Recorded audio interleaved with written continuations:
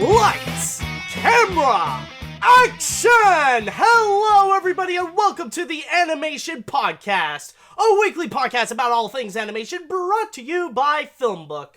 My name is Matt Brunet, but some of you may know me as AniMat from my YouTube channel, Electric Dragon 505, home of web series that are all about animation, including Animation Look Back and AniMat's reviews. Now, if this is your first time here in the Animation Podcast, well, let me tell you, you are in for a very, very special episode. This is a really big one where I got some pretty big stories for you guys. And in this episode in particular, what I'm about to tell you is that I will give you guys a summary of what's going on in this year's nominations at the Academy Awards, specifically for the animation categories. Then afterwards, we will be looking into the brand new cast that has been included for the upcoming animated film, The Incredibles 2. Then we will talk about The Cat in the Hat and how it's actually not going to be made by who you think it would be. Then afterwards, we will be looking into something that we hope is just going to be direct-to-DVD. Please, God, just let it be direct-to-DVD. And then finally, we will end things off with AniMat's Pick of the Week. If you want to check out more episodes of the Animation Podcast, then all you have to do is head on down to FilmBook, which is film-book.com, by searching the Animation Podcast. And you can also email us at podcast@filmbook.com with the Animation Podcast in the subject line. And so, ladies and gentlemen, to start things off on this episode, I might as well go ahead and do the biggest story that happened this week. And this is actually a pretty big one. It's already been massively discussed about ever since they first revealed it. I am talking, of course, ladies and gentlemen, the nominations for the 90th Academy Awards. Yes, they have officially been revealed, and my God, so many emotions have been poured out when the list has pretty much been revealed and when everything has been announced. And as you may know, just to give you guys a quick summary about what's been happening in general with the Oscars, of course you may have heard that The Shape of Water is the big movie this year that actually got the most nominations, with a total of 13 of them.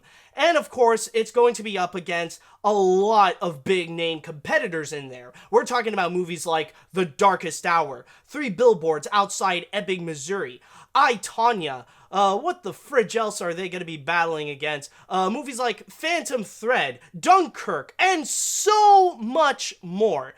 Like, these movies will be going head-to-head to see which ones will be gathering the most Oscars and who is going to be getting the big one, Best Picture. However, considering that this is the Animation Podcast, we're going to be looking into the ones that are specifically catered to animation. Specifically, I'm going to start things off with Best Animated Short and give out my thoughts on that. And then afterwards, we will be discussing about Best Animated Feature. And oh boy, this has been quite a controversial list, I tell ya. Like, this can be something that could even overshadow the whole Lego Movie controversy. But first things first, allow me to go ahead and discuss a little bit about Best Animated Short. So, without further ado, and so, ladies and gentlemen, the nominees for Best Animated Short Film are Dear Basketball, Garden Party, Lou, Negative Space, and Revolting Rhymes Part 1. Now, I'm just going to go ahead and start things off that, as I am recording this podcast right now, I have yet to actually see most of these shorts. I haven't seen Garden Party, I haven't seen Negative Space, and I haven't seen Revolting Rhymes yet. But I will. I promise you guys, I'll do my best to go and see all these animated shorts before the actual Oscars would come in. So I do have plenty of time, and I'll do my best to try to find them, and I'll even be willing to pay to actually go ahead and see those shorts. But one thing I can definitely say for sure, I am so glad that Lou and Dear Basketball actually did get a nomination, because both these shorts are actually really phenomenal. You got Lou, of course, which is the big Pixar animated short that appeared before Cars 3. And honestly, during that whole theater experience, Lou was actually the best thing out of all of it, because it's so creative with the way that they would take all these different objects and they would create this one character out of it. Like, it really is a lot of fun, and even if you guys don't really care much about Cars 3, at least looking at Lou really does make it worth it. And I would definitely categorize Lou as one of the most creative Pixar shorts that they have ever done. So I'm glad I see that getting a nomination. And then, of course, you got Dear Basketball, which I've already talked about this a few times in the animation podcast before. And just in case you don't know it, this is actually an animated short created by 3 masters of their own field. Of course, since it is Dear Basketball, this is actually based on a poem written by Kobe Bryant, and he is kind of like the head honcho of the project, kind of like the executive producer. And the director and the man who is supplying the animation is one of the masters of the medium, Glenn Keane. And finally, the music, the powerful booming music that they supplied in this is actually done by John Williams. Yes, that John Williams. So combine all these 3 masters together and you pretty much get Dear Basketball, which really is a heartwarming tribute to something that Kobe Bryant absolutely loves, which is basketball. And it truly is an inspiring piece that really does tell you to follow your dreams, and that, like, despite all the odds, like, no matter how much you do, like, if you manage to work hard, you can be able to make your dreams come true. And honestly, I find it to really be beautiful. I'm sure you could go and find it online. I've seen it circulating on Facebook a few times, so I'm sure if you can look it up, you could definitely go ahead and find Dear Basketball for free. But yeah, overall, I could say right now that and honestly, this is just my thoughts before actually seeing the others like Garden Party, Negative Space, and Revolting Rhymes. If either Lou or Dear Basketball ends up winning Best Animated Short, I would be really satisfied. I would be happy just right over there. And so, with all that said, now that we got the Best Animated Short list done, let us go ahead and go into the big one. The moment that we have all been waiting for. The nominees for Best Animated Feature Film. And my god, let's just say, do you guys remember when I made my predictions? In the animation podcast, where I tried to guess what could be on the list, like what's going to be the 5 animated films that will be nominated. Yeah, I was kind of way off, to be honest. Okay, so with all that said, ladies and gentlemen, the nominees for Best Animated Feature Film are The Boss Baby, DreamWorks Animation, The Breadwinner, Cartoon Saloon, Coco, Pixar Animation Studios, Ferdinand, Blue Sky Studios, and finally, Loving Vincent, Breakthrough Films. And honestly, I am not happy with this list at all. And I might as well start things off by explaining the biggest reason why I'm not happy with this list. Now, I actually do mean this literally, like not figuratively, not kind of like, no, like flat out literally, this is just a copy of the Best Animated Features list at the Golden Globes. Like, literally, all of it is pretty much the same thing. Down to the point that they have the same independent animated features, which is also a very rare thing that the Golden Globes would do in the first place. And they also got the same random batch of mainstream animated films with The Boss Baby and Ferdinand. This is all literally the same thing. I don't think this has ever happened before in the history of the Oscars and the Golden Globes that they share the same Best Animated Feature Film category. It's almost like the Oscars felt a little bit lost. Like, they were confused. They don't know what to do with the Best Animated Feature category, so they had to go next door at the Golden Globes, and they were like, hey, Globes, hope I'm not giving you any trouble, or hope I'm not bothering you or anything. Do you mind helping me out with something? Yeah, sure. Well, what is it? Well, honestly, it's just this list here. You know, I'm trying to figure out what to nominate for Best Animated Feature Film. I mean, I got The Breadwinner, and I got Coco, of course. I just don't know what to do with the 3 others. Oh, really? Well, I mean, actually, can I ask you something? Do you know what's going to be the winner? Yeah, I think I'm just going to go with Coco. So, with that said, is it really going to matter if you really have to carefully pick which one you got to go with the nominations? Well, honestly, I guess I don't think so. Here, you know what? Actually, here, take my list. You know, you could just copy it, no matter what. It doesn't matter. Just, here, you could take it. Are you sure? Yeah. It's perfectly fine. Are you sure? Like, it's not gonna upset anyone? Like, listen, if Coco is going to be the winner, is it going to be is it going to matter who's going to get nominated? Well, I guess not. There, exactly. All right. Well, I guess it'll get me out of a pickle. So, yeah, thank you very much, Globes. Yeah, no problem, Oscar. And that's basically what happened right over here. It's just, somehow the Oscars decided, screw it, let's just go ahead and copy this. And let me just start things off, actually, with the one movie that for some reason, not just the Oscars, but plenty of other award shows decided to just go ahead and skip over, which is the Lego Batman movie. And a lot of people are pretty much saying that out of all the things that got snubbed at the Oscars, a lot of people would say that some of the biggest Oscar snubs this year would include Steven Spielberg not getting a Best Director nomination for The Post, James Franco not getting a Best Actor nomination for The Disaster Artist, or Wonder Woman not getting any sort of nomination at all. But then there was also the Lego Batman movie not nominated for Best Animated Feature, and that's where you find a little bit of that Lego movie controversy re-emerging again. But honestly, I do find this to be a little bit worse than the Lego movie controversy, because here's the thing. As much as the Lego movie itself got so much praise and stuff like that, when you look at the list of the animated films that got nominated at the Oscars, at least those ones, like the animated films of 2014, they really do deserve it in their own merit. Like, when you think about films like The Box Trolls, Big Hero 6, How to Train Your Dragon 2, and the independent films like Song of the Sea and The Tale of the Princess Kaguya, these are all incredible animated features that in their own right, they deserve to at least get an Oscar nomination.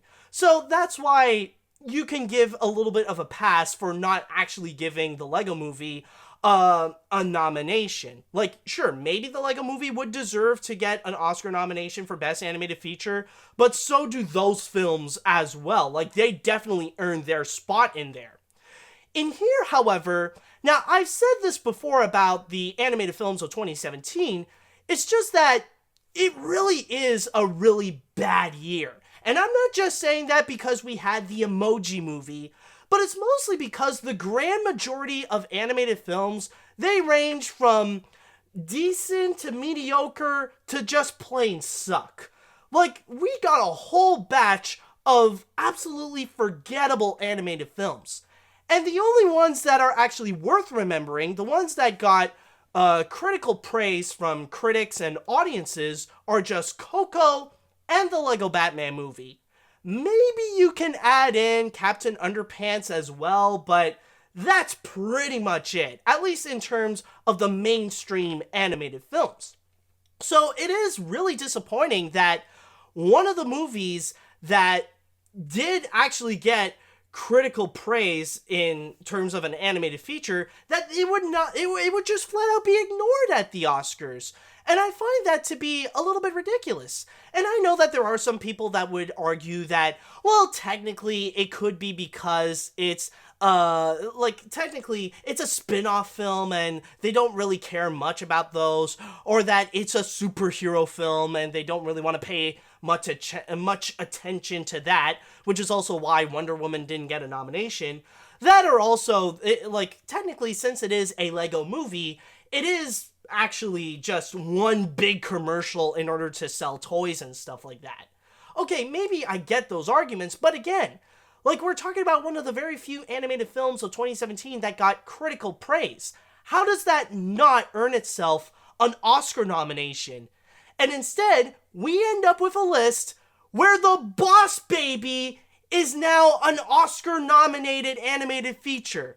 Yep, I don't know what the fridge happened, but we ended up in a spot where one of the worst DreamWorks films is now Oscar nominated for some reason.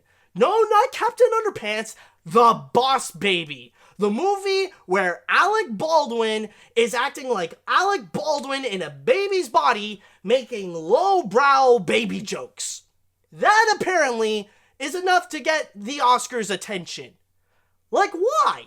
Like, honestly though, the saddest thing about that movie getting a nomination is that we probably should have seen this coming. We really should. And the reason why I say that is because you look at many of the other award shows that they would put their list of Best Animated Feature, and some of them would actually have The Boss Baby. Like, it is actually pretty prominent, not just with the Golden Globes, but even with the Annie Awards. Other than Coco and The Breadwinner, The Boss Baby is actually quite a competitor who did gather a good amount of awards for itself.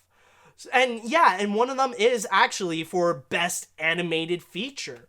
So technically, we shouldn't be surprised that The Boss Baby would find itself at the Oscars as well.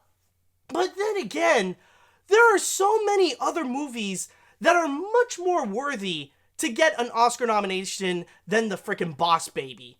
I mean, literally, you can't think of anything else. Like, not even Captain Underpants is worthy enough to get an Oscar nomination. I mean, sure, that movie didn't make half the amount of money that The Boss Baby did at the box office, but at least the amount of effort that it was put into that film is a lot stronger. And I mean, it's not just Captain Underpants. I mean, you couldn't just put in, like, Despicable Me 3? You couldn't just put in even Cars 3? Or actually, if we can all agree onto one type of movie that is better to give an Oscar nomination than The Boss Baby, it should have been a third independent film. Like, why not just give it to something like Mary and the Witch's Flower, or Big Bad Fox and Other Tales? And actually, the saddest truth is that if Best Animated Feature would actually be based on the quality of the movie, then the list would be just Coco and 4 other independent films that the general public has never heard of. That is kind of the sad reality about this. But yeah, like, out of all the movies, I really want to know, why the fridge is The Boss Baby here? Why pick The Boss Baby to be an Oscar-nominated animated film? I mean, seriously. But if it's not The Boss Baby that you would be upset about that got an Oscar nomination, you got freaking Ferdinand right over here. I mean, seriously, I know, like, technically Ferdinand is not necessarily the worst animated film that came out in 2017. That spot is already given to the Emoji Movie. But really, I mean, you had one job, Oscars. You had one job. The one time that you would have to give Blue Sky Studios the attention to go and actually give one of their films a nomination for Best Animated Feature. The one time you can actually do that, it's not with the Peanuts movie, it's with freaking Ferdinand? Really? Like, what is it that made Ferdinand stand out, not only among all the other animated films, like, again, like, why pick I'll ask again, like, the same question that I asked for The Boss Baby. Why not go with something like Captain Underpants, or Cars 3, or Despicable Me 3? Or why not another independent animated feature? Why do you have to go with frickin' Ferdinand? I mean, seriously. It's not even one of Blue Sky's best films, and yet, like, somehow it found itself here. Honestly, I'm just baffled. I'm not saying it's the worst. It's just like one of those things that it just feels out of place for some reason. Like, you look at it and you ask, well, why are you here? It's just, it really does, for me, it just doesn't make sense seeing something like Ferdinand or the freaking Boss Baby get a nomination. But if I may go ahead and shed some light onto the Best Animated Feature category, of course, there are some of those, while there are some that, in my opinion, they do not deserve to have the Oscar nomination for Best Animated Feature Film. There are others, however, that definitely do deserve to have that recognition. First of all, of course, you got Coco, which also, may I add, actually has 2 nominations at the Oscars, not just for Best Animated Feature Film, but is also nominated for Best Original Song for Remember Me, which I will be rooting for. And on a side note, actually, surprisingly enough, unlike at the Golden Globes, the Oscars only put in 1 animated feature to be nominated for Best Original Song. Like, if you remember at the Golden Globes, they actually put in The Star and they put in Ferdinand also to be nominated in there. But the rest are actually just some of the live action films. Of course, you see Mudbound with Mighty River and The Greatest Showman with This Is Me. Then there's also, you got Marshall for Stand Up for Something and Call Me By Your Name for The Mystery of Love. So, honestly, at least for me, I will be rooting for Coco to win. We'll just have to wait and see how it goes at the Oscars. Maybe it won't, but still, I mean, I will give it the support. But yeah, I mean, Coco, of course, it is one of, if not the best animated film of the year in terms of the mainstream animated features. So yeah, it definitely does deserve its spot right over there. And then, of course, you also got The Breadwinner, such a powerful movie. And yeah, considering that, like, other than Coco, it really is an animated film that's been hopping from award show to award show. You see that name appear all the time, so definitely great that it's on the list. And then you also got Loving Vincent, which is actually a very interesting movie, considering that if you look at the reactions from critics, they do say that as a movie, it is a little bit weak, but the biggest reason why it's in there is mainly because of the animation. Like, this is the type of film that no way possible that it's going to win, but at least what it did in a technical level, it is enough to at least get an attention to get nominated at the Oscars. With Loving Vincent, this is literally the first oil-painted animated feature where every frame is literally a work of art. Every frame is actually a painting.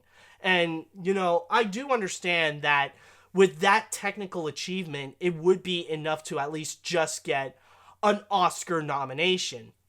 So I would say that overall with this list, yeah, it is kind of crappy. Especially, it's just for me, I am more upset of the fact that it really is unoriginal, considering that this is just a flat-out copy to what they did at the Golden Globes. I'm more upset about that, more so than just which individual movies are actually nominated. Like, yeah, for me, my personal opinion, I don't feel like The Boss Baby or Ferdinand should get an Oscar nomination for Best Animated Feature Film. There are better films than that do deserve it. But on the other hand, I guess technically it doesn't necessarily matter, considering that a lot of people do know that Coco is going to win, and like, if there is any major plot twist, if it's not going to be Coco, then of course it's going to be The Breadwinner.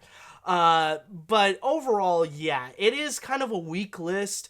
But there are some things I am happy about. I am happy, of course, that Coco and The Breadwinner, they got a nomination, very well deserved. And also with Best Animated Short, with Lou and Dear Basketball, those ones are definitely well deserved as well. But yeah, it is a pretty disappointing list this year, and it has been causing a major uproar. Like, I think out of all the things that people got upset about in terms of what got nominated and what didn't get nominated, one of the big things, at the very least, is actually the fact that The Boss Baby got a godforsaken nomination. But yeah, regardless of what I said, though, I'm just going to say congratulations to all the people that got nominated at this year's Oscars for their great achievement with what they did with their own respective movies.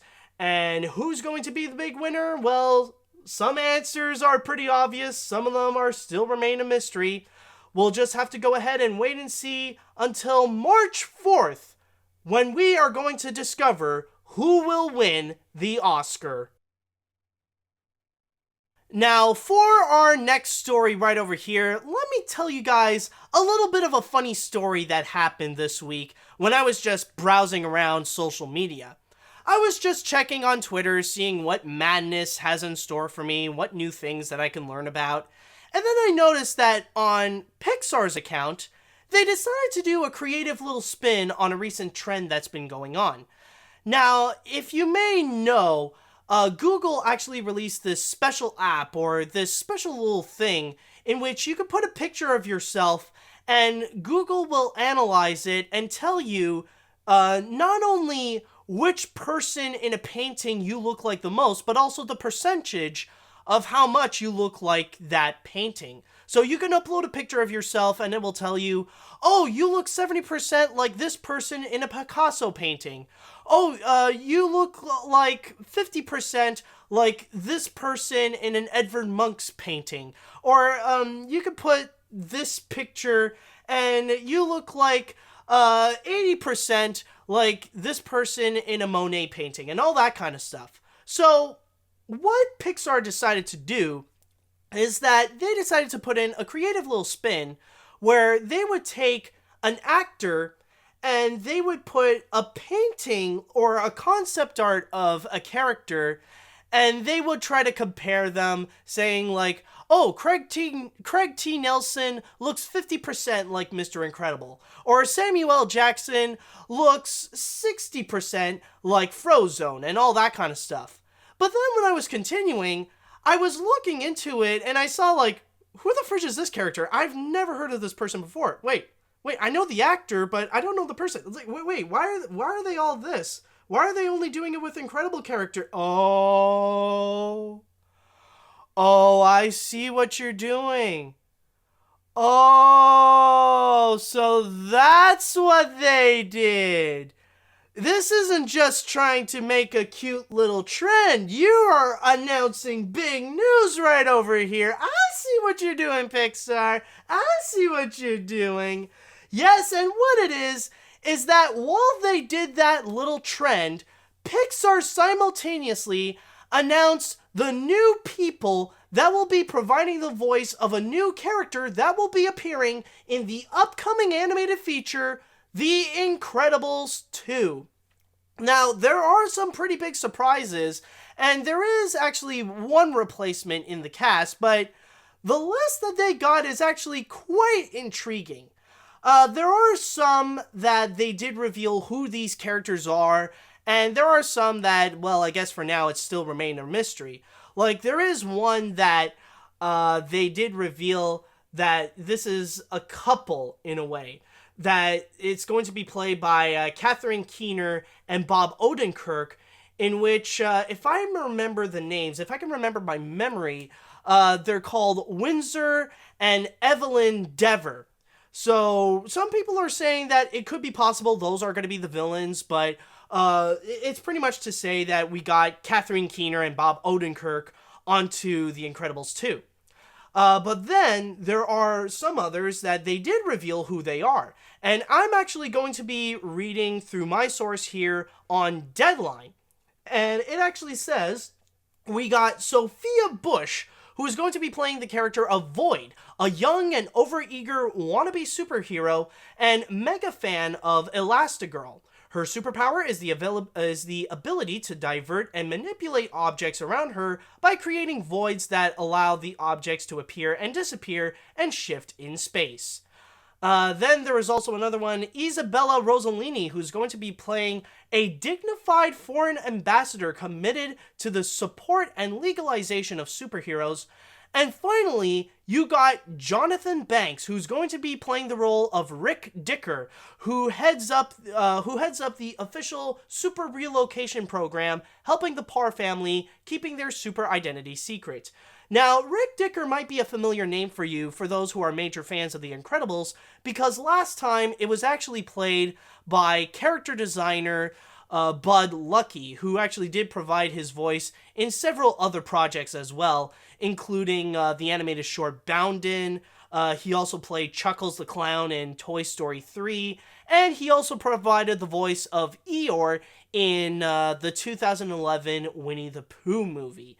But it seems like, considering that he did retire earlier this decade, he's now going to be replaced by Jonathan Banks. And what a bit of a coincidence, considering that now we got Bob Odenkirk and Jonathan Banks, where now it seems like Saul Goodman and Mike are going to be working together from not only just in Better Call Saul and Breaking Bad, but also in The Incredibles 2.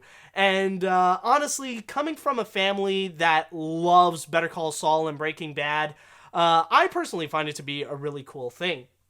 Now, with this new cast of characters, honestly, it does actually make me feel a little bit more excited for The Incredibles 2, because these are very well respected actors. Like, they have done some great work before. Again, I've already said that I really do appreciate the works of Bob Odenkirk and Jonathan Banks, since they did a great job in Breaking Bad and Better Call Saul. And I have seen some works by Isabella Rossellini and Sophia Bush, and they've done a great job. And honestly, the characters that they are playing, they're actually going to be quite interesting. Like, the ambassador character that Isabella is going to be playing, like, that does sound like she's going to be a character where they could bring in kind of a social message. Like, just by the description alone, like, it does feel like, maybe this is not going to be the case, but maybe The Incredibles 2 could have a message about immigration that they could bring in there. And, you know, it is always welcome. I mean, usually Disney and Pixar, they could be really good when it comes to handling serious messages onto an animated feature. So if they're capable of pulling that off, and maybe that could be the case, then I'm all for it. And also, I just want to say right now, I know that a lot of people could be a bit disappointed that Bud Lucky is not reprising his role, but I do have confidence with Jonathan Banks that maybe he's not going to sound like Bud Lucky, but with the type of characters that he plays, like, I can guarantee you he will capture the spirit of Rick Dicker. So, it'll be a noticeable change, but it won't be that big of a change in spirit. But if I can be very honest, there is one character that I am a little bit worried, and that is actually the character of Void. Because with the way that they are describing Void, I don't know about you, but am I the only one that's getting some Syndrome vibes? Like, does that not sound like Buddy? Like, you know, like the way that it's pretty much describing it, it's a little bit like what happened in the prologue of The Incredibles. Like, everything that happened before, like when Syndrome was Incrediboy. That's what it kind of sounds like what they're doing with Void. And honestly, I would not be excited to see if Void would actually turn out to be like, oh, the surprise twist villain in all this because her heart got broken by Elastigirl and stuff like that, you know? That would just seem lazy in the writing department, where they would have to just recycle material from the first film and try to incorporate it onto that. That's honestly my biggest worry so far with The Incredibles. But if that's not the case and they want to do something different with Void, then honestly, I'm all for it. But yeah, overall, looking at this list of the new cast and the characters that they are playing, it really does make me excited for The Incredibles 2. And it is possible we could be seeing something new and something awesome out of it. And after 14 years of just waiting for another adventure with the Parr family and The Incredibles, I think overall, there's a strong chance that it's going to be worth it. And if you guys are excited as I am to see The Incredibles 2, then all you have to do is just wait until June 15th for the movie's release. Now for our next story right over here, we are going to be talking about The Cat and the Hat. Yes, we all know the classic and beloved Dr. Seuss story, and it seems like right now there's going to be an animated feature based on the classic book. And I can hear you guys right now, well, I can actually hear some of you probably groaning and not really happy about this news, thinking like, oh god, how is Illumination gonna screw this one up this time? They've already really messed up the Lorax, and they could probably screw up the Grinch. So how are they going to destroy The Cat in the Hat and make that a bad film? Well, before you get any assumptions of that, let me guys tell you that I know as a fact that Illumination will not screw up this Cat in the Hat movie. And I am not saying that to defend Illumination. I am saying that Because Illumination is actually not the one that's going to be making this movie. I mean, let's be honest, it's kind of impossible to really screw up something when you're not the one actually making it. Yes, believe it or not, this is actually kind of a surprising twist right over here. It's not Illumination making the Dr. Seuss movies anymore. It's actually going to be Warner Brothers. Yes, Wanrer Animation Group has signed on with Dr. Seuss Enterprises in order not only to create a Cat in the Hat movie, but now they're going to be the ones that are going to be making a series of animated features based on the works of Dr. Seuss. And the first one that they are going to be doing is going to be the Cat in the Hat, which right now, it's already in development, it's already started, and right now they are on the hunt to go and find writers for the project.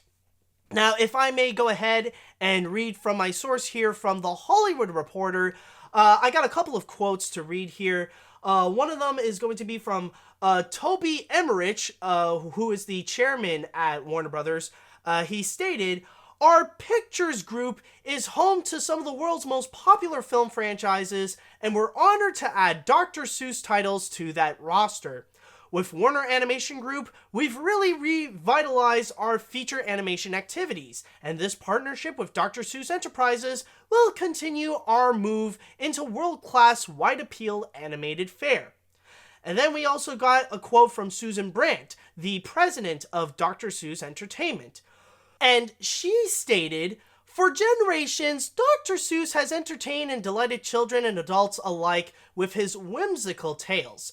Our partnership with Wanrer Animation Group continues those efforts by reimagining the beloved characters and stories for theater-going audiences, while keeping the integrity of Dr. Seuss's vision intact."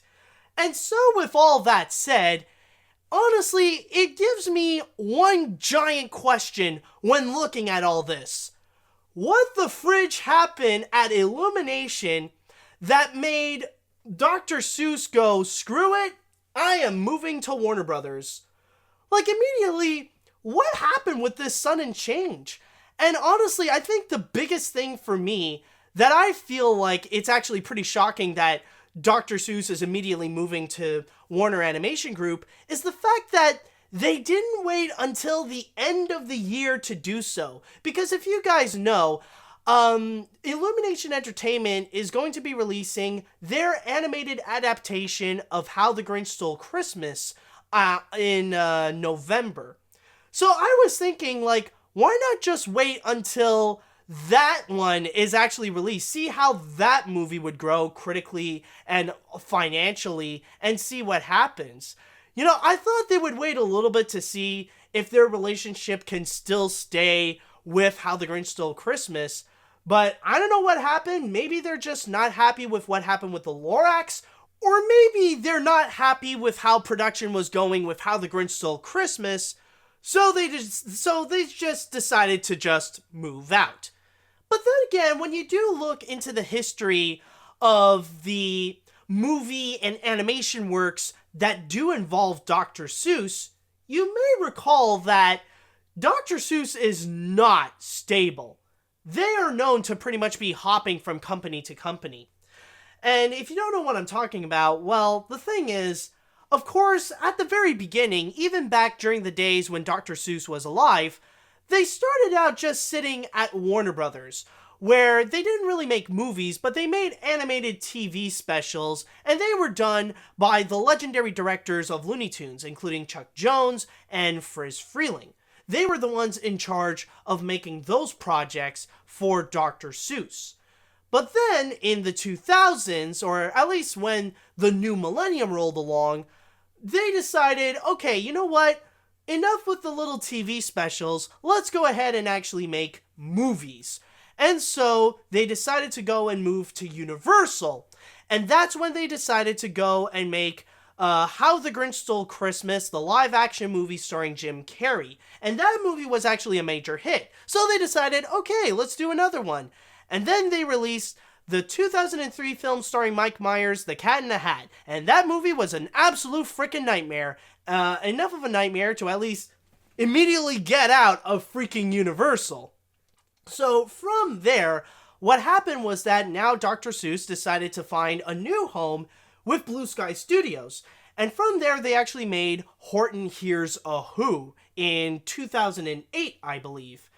And then afterwards, they decided to go ahead and maybe give Universal another chance and move into their new animation studio, which is Illumination Entertainment, where they decided to let them create a whole series of animated films based on the works of Dr. Seuss. The first one being The Lorax, which was released in 2012, and like I said before, they are going to release How the Grinch Stole Christmas, which is going to be released later on this year. And they were planning to make other movies, like Illumination was supposed to make a Cat in the Hat movie.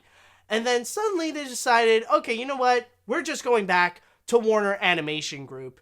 And in a way, we did come full circle, or at least they kind of took 2 steps forward and 2 steps back, where they started out with Warner Brothers, then they went and jumped to Universal, then they went into Blue Sky, then stepped back into Universal, and then decided to go back onto Warner Brothers, back to where it's pretty much originated. And yeah, Warner Brothers, they really do have the leverage, considering that, yeah, this is the place where they made the popular version of How the Grinch Stole Christmas, like the animated classic, and all that kind of stuff. Like they made they even made their own animated version of like The Lorax or Horton Hears a Who or The Cat in the Hat and all that kind of stuff. So at the very least, they know what they're doing by going with Wanrer Animation Group. And when you do think about how they are right now, even though technically with Wanrer Animation Group, it is a relatively new company, and right now, like, the most that they've done is just Lego movies, and that's pretty much it. It's pretty rare that they would release other stuff as well. I will say, though, that at the very least, if they can make something like Storks, then I think I think Dr. Seuss might have a good place where they can make their animated features. Because when you think about movies like Storks, it is a film that actually does have the right amount of comedy, that has the right amount of cartoony animation. It's not way too overbearing, but it's enough to actually be creative, to be a little silly, to have fun with it. So they do have the materials to do so, and maybe they're not going to make the best movie out of it, but I think at this point, what we can ask from Wanrer Animation Group, the most we can ask is just make something better than the 2003 movie. Like, if they can do that, then I think they could succeed in their job. So, yeah, honestly, it is a little strange that this actually did happen, but yeah, I guess now we're in a position where Dr. Seuss is more comfortable with Warner Brothers than with Illumination. But, you know, there is actually one thing that I could mention that could play a factor onto why Dr. Seuss decided to leave Illumination. It could be also with the results of The Lorax, because when you look at how it did at the box office, it's actually quite intriguing. And in terms of an Illumination film, yeah, it is honestly very subpar. Because the funny thing is, with The Lorax, I know it's actually very ironic at its time because, like, it is a very anti-corporate movie, and yet, back in 2012, it was one of the most heavily marketed films of the year. And you look at it, and what ended up happening was that domestically, it did extremely well for itself. It made a grand total of $214 million, according to Box Office Mojo. But in terms of the international box office, it made little to nothing. It only made a total of $135 million. So overall, the worldwide total is just $349 million. Now, technically for an animated film, that is actually pretty good. But then again, we're talking about Illumination Entertainment. By their standards right now, it honestly really sucked. Like, you know they could do better, especially with movies like the Despicable Me films, with Sing, and with The Secret Life of Pets. So maybe Dr. Seuss is not really happy with the numbers that the Lorax is getting. Like, the Lorax is not really getting the same Despicable Me numbers, so they decided to move on to Warner Brothers. So that could actually play a factor as well. But then again, that is just my theory. Maybe it's not true, but yeah, honestly, with all that said and done, I guess the only thing we can do is just wish Wanrer Animation Group the best of luck with The Cat in the Hat and many other Dr. Seuss projects. Okay, so for our next story right over here, honestly, when I saw this article on Variety, it got me scared. And I hope to God that this is just direct-to-DVD. Please just let it be direct-to-DVD. I don't want it to be out in theaters. I don't want to relive this nightmare again. And what I'm talking about is one of the worst animated films of the decade, Norm of the North. Yes, the 2016 disaster is going to be getting a sequel, and production seems to officially be greenlit at the Indian animation studio Assemblage. Now, for those of you who don't know what Assemblage is, let me just read a little bit on my source here in Variety that says that Mumbai-based Assemblage Entertainment was also involved in the production of Australian company Flying Bark's Blinky Bill the movie and contributed to production services to the DreamWorks Animation television-produced Netflix series Troll Hunters, headed by Guillermo del Toro. Assemblage is currently also working on Arctic Justice, an animated feature set to release through Open Road Films later this year. The company says that it is working to shift from production services and co-productions. It reports that it is developing its own original content in collaboration with various Hollywood entities. So they're hoping that Assemblage Entertainment could be the next big thing, that they could really make a big name for themselves, that they could make animated features that big companies like Open Road and Lionsgate could actually go and distribute. And in terms of Norm in the North, they actually did some of the animation for the first Norm in the North film. And this is actually a bit historical right over here, since this actually is the first ever animated sequel that they are going to be making in India. And I don't mean exclusively for India, but I mean like the first animated sequel ever to be made in an Indian animation studio. And one thing that really got me scared about this article is the vagueness. Now, I'm just gonna say right now that I am aware that Lionsgate and Splash Entertainment are planning to go and make a Norm in the North sequel. And those ones are just going to be direct-to-DVD. In fact, they are actually going to be making 2 of them that are only going to be 45 minutes long. A lot like what they're doing with Alpha and Omega with the cheap, ugly animation and everything. So, with all that said, and also, oh yeah, there is also one more thing that not too long ago, I don't know who was it, either Splash Entertainment or Lionsgate or Assemblage or someone really did screw up, and they accidentally posted for free on Vimeo for people to go and see a work-in-progress version of one of the sequels of Norm in the North.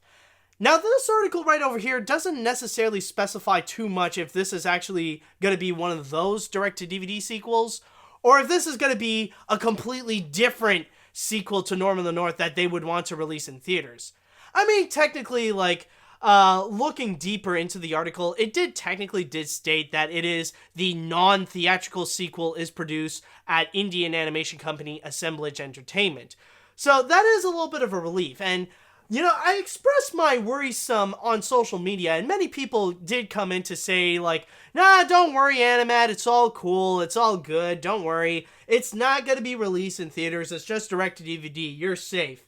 So, at least there is that. So, there is a very good chance that it is just going to be only direct-to-DVD, and that's it. Like, I don't have to go and make another review in the veins of frickin' Norm in the North.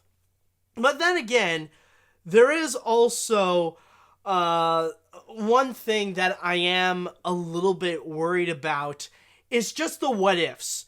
You know when you fear something, and like even though your friends try to calm you down saying that it's all cool, it's not gonna happen, you still get a little bit of those what ifs in your head, like, what if Lionsgate decided at the last minute to take those 2 direct-to-DVD sequels and just put it up in theaters? Like, what if that's gonna happen? What if they decided to change their mind? That's the one thing that I'm worried about. Honestly, I'm just scared if Lionsgate decided to put Norm of the North back in theaters.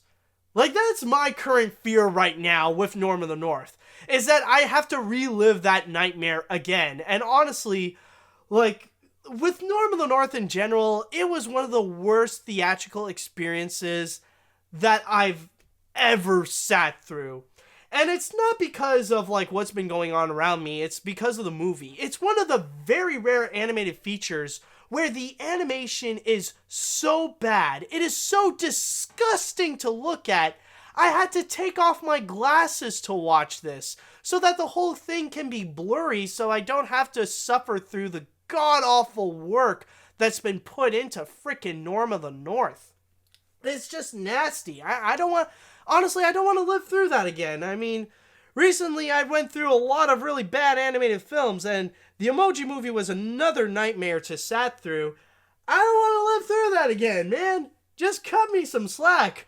I don't want another Norm of the North. Please help me, God. I don't want another Norm of the North movie in theaters. Oh boy, but then again, there is a strong chance that's not the case. It'll just be direct to DVD. But then again, I hope. And so finally, we will now go and end things off with AniMat's Pick of the Week. And for this week, I am actually going to go with a highly requested story. In fact, this is actually one that a lot of people on social media would go and contact me and try to show me this. Like, oh, AniMat, have you heard the news about this? Oh, did you see this, that this happened? And all that kind of stuff. Even more so than the Oscars, believe it or not. In fact, it's actually the opposite of the Oscars, and that is actually with the Razzie Awards. And why am I mentioning this in the animation podcast? Well, guess who is very prominent at this year's Razzies? Yes, ladies and gentlemen, the Emoji Movie is a strong competitor at this year's Golden Raspberry Awards, also known as the Razzies. And this actually broke a lot of big records in terms of the Razzie Awards and in animation. This is actually the first time ever in Razzie's history that a fully animated feature is nominated for Worst Picture, where the Emoji Movie is nominated among other really bad films released this year, including Baywatch, 50 Shades Darker, The Mummy starring Tom Cruise, and Transformers: The Last Knight. But it's not just that. It's not just the fact that it's also nominated for Worst Picture. It's not also just the fact that it's been the first time in 9 years that the Razzies gave recognition to an animated feature, but the Emoji Movie also stands as the animated film that so far received the most nominations at the Razzie Awards. So it's not just for Worst Picture, but it is also for Worst Director. Where is it? Yes, right over here. So Tony Leondis is nominated for Worst Director. It is also nominated for Worst Screenplay. And it is also nominated for Worst Screen Combo, where it is nominated for any 2 obnoxious emojis.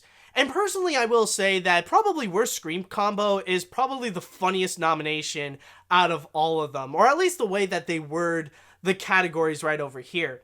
So it actually stated, like, if I may read the other nominations for Worst Screen Combo, it says, for 50 Shades Darker, any combination of 2 characters, 2 sex toys, or 2 sexual positions. There's also Transformers: The Last Knight, where it says any combination of 2 humans, 2 robots, or 2 explosions. Then there is also Pirates of the Caribbean: Dead Men Tell No Tales, which is said Johnny Depp and his worn-out drunk routine, which even if I did like, or even if I did find Dead Men Tell No Tales to be okay, I will admit, yeah, that is kind of true that Johnny Depp really did suck in that film. And then there's also Boo 2, A Medea Halloween for Tyler Perry and either that ratty old dress or the worn out wig. Which, by the way, may I add that Tyler Perry is also nominated for Worst Actress for his performance in Boo 2, A Medea Halloween, and Johnny Depp is actually nominated for Worst Actor in Pirates of the Caribbean, Dead Men Tell No Tale. And with all that said, I just want to say one thing about the Razzies.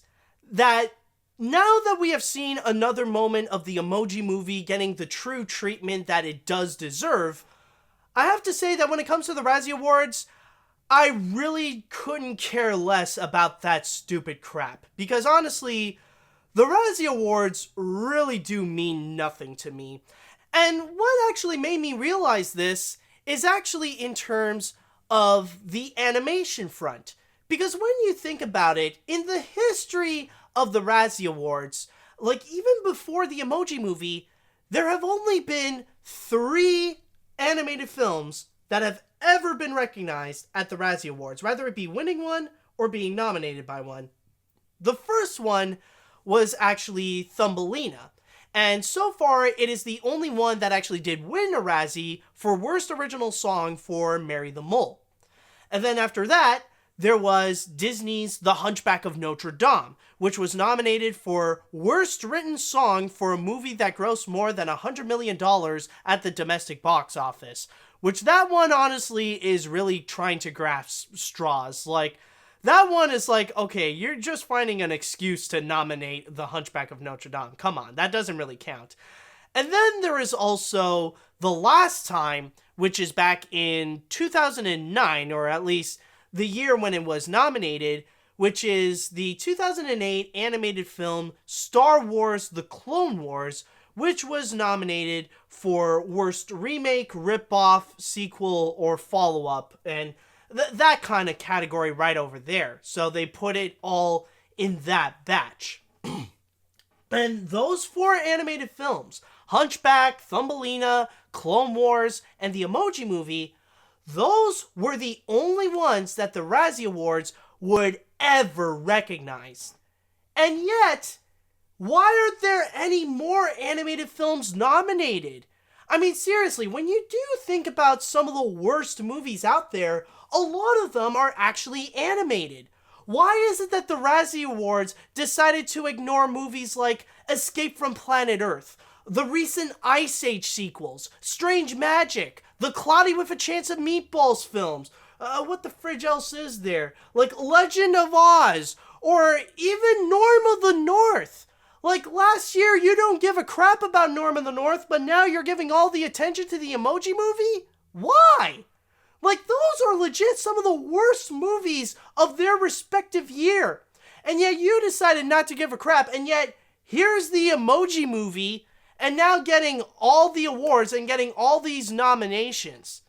Like, why is it that you're ignoring animation until now? And I think I could pretty much tell you why. And that is because the Razzies, they just go for the easy targets. They just go after the movies that they think they are really popular. Like, they just go after the easy targets that people easily love to hate. And they go after the big name franchises, and they go after the movies that include the big name celebrities. Like, for example, like you look at this year's list of nominees, most of them are filled with the same movies over and over again. Like, you see Transformers: The Last Knight. That one, I think that's probably the one that's no, it's not in all of them, but like the grand majority of nominations, you'll find Transformers: The Last Knight in there. And then you also got 50 Shades Darker, which I can guarantee you, it's not the first time that they took a 50 Shades movie and put it in the same list of categories. Like, they put it for Worst Picture, Worst Actress, Worst Actor, Worst Screen Combo, and all that kind of stuff, or Worst Director. Like, they're doing the same crap over and over again. And then they're going after stuff like The Mummy and Baywatch, mainly because it has popular actors like Tom Cruise and Dwayne Johnson and Zac Efron in there. Like, that's the thing. They're going after the easy targets. And not only that, but they're also going after movies that they just want to pick on the celebrities. Like, for example, a real controversial decision that they put in here is actually Mother. And that one, people are entirely split. It's one of those movies that you either really love it or you really hate it. And yet, in the Razzies, I guess they're on the side of really hating it, because some of the nominees that they put in includes Jennifer Lawrence.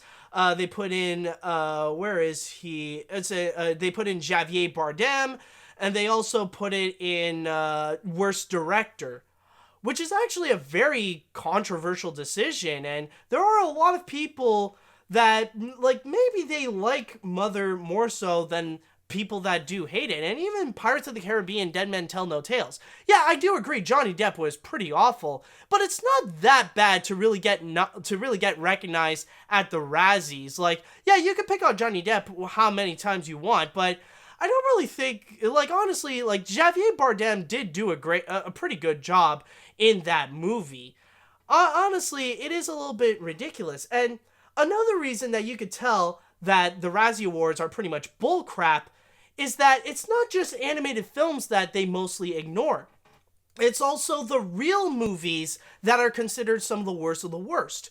Because the thing is, if you go and ask any professional critic out there, like if you go and ask them what do they think is the worst movie of 2017, like, some of them, of course, will probably list films like 50 Shades Darker, or the Emoji Movie, or Transformers The Last Night, and all that kind of stuff. But what they will tell you that is actually the worst of the worst, they will list you things that are not even recognized by the Razzies. Like, they're not going after the real ones that are really considered the worst. Like, The Bye-Bye Man, or The Snowman, or Chips, or The Book of Henry. This is why the Razzies, they just go after the most popular ones. The ones that people just love to hate. And especially, like, in the voting process, it's the kind of voting process that they let audiences vote. Like, anybody can go ahead and vote for it. It doesn't matter if you haven't seen movies like Transformers The Last Night, or 50 Shades Darker, or the Emoji Movie. You could go ahead and vote for which you think is going to win the Razzies, and which you think is going to be funny to see them get heavily slammed on with a Raspberry Award. You know, it's just really, the way that they would execute the Razzies is entirely bullcrap, I believe. I mean, I'm not entirely against the Razzies in general. I do find it to be a really good idea, and if executed well, it would be fantastic. It would be a lot of fun to watch, and it would not only mock bad movies, but it would also celebrate them as well. Kind of like how people are treating The Room nowadays.